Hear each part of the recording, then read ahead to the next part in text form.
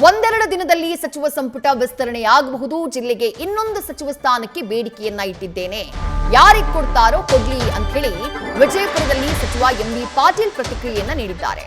ತಮ್ಮ ಜಿಲ್ಲೆಗೆ ಇನ್ನೊಂದು ಸಚಿವ ಸ್ಥಾನಕ್ಕಾಗಿ ಹೈಕಮಾಂಡ್ ಮುಂದೆ ಬೇಡಿಕೆ ಇಟ್ಟಿರುವುದಾಗಿ ಸಚಿವ ಎಂಬಿ ಪಾಟೀಲ್ ಹೇಳಿದ್ದಾರೆ.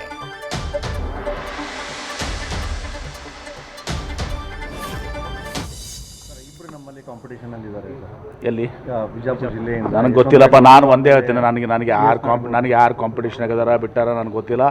ವಿಜಯಪುರ ಜಿಲ್ಲೆಗೆ ಇನ್ನೊಂದು ಮಂತ್ರಿ ಸ್ಥಾನ ಕೊಡಬೇಕು ಅಂತ ಹೇಳಿ ನಾನು ಒತ್ತಾಯ ಮಾಡಿದ್ದೀನಿ. ನಿಮ್ನೇನಾದರೂ ಸಂಪರ್ಕ ಮಾಡಿ? ನನಗೆ ಯಾರಿಗೂ ಕೂಡ ನಾನು ಯಾರು ಹಸ್ತಕ್ಷೇಪ ಮಾಡ್ತಾ ಇಲ್ಲ. DCM ಸ್ಥಾನ ಕೊಡಬೇಕು ಅದು ಯಾವುದು ಕೂಡ ನನಗೆ ಗೊತ್ತಿಲ್ಲ. ಚುನಾವಣೆಯನ್ನು ಗಮನ ಇಟ್ಕೊಂಡು ಕೊಟ್ಟರೆ ಒಳ್ಳೇದಾಗುತ್ತೆ. ನನಗೆ ಗೊತ್ತಿಲ್ಲ. ಅವತ್ತೊಂದು ಸಹ ಹಿಂದೆ ಪ್ರಸ್ತಾವನೆಗಳು ಅದು ಇತ್ತು, ಚರ್ಚೆಗಳಾಗಿದ್ದು, ಅದು ಹಿಂದೆ ಯಾವಾಗ ಆಗಿಲ್ಲ.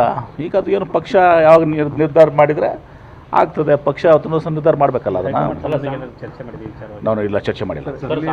ಚರ್ಚೆ ಮಾಡಿಲ್ಲ ಅಂದರೆ ಚರ್ಚೆ ಮಾಡಿಲ್ಲ. ಅದನ್ನು ನೋಡಿ, ಕಾಂಗ್ರೆಸ್ ಪಕ್ಷನಲ್ಲಿ ಅದೆಲ್ಲ ಹಿಡಿಯೋದಿಲ್ಲ. ಕಾಂಗ್ರೆಸ್ನಲ್ಲಿ ಪಕ್ಷ, ಕಾಂಗ್ರೆಸ್ ಕುಟುಂಬ ಅದು.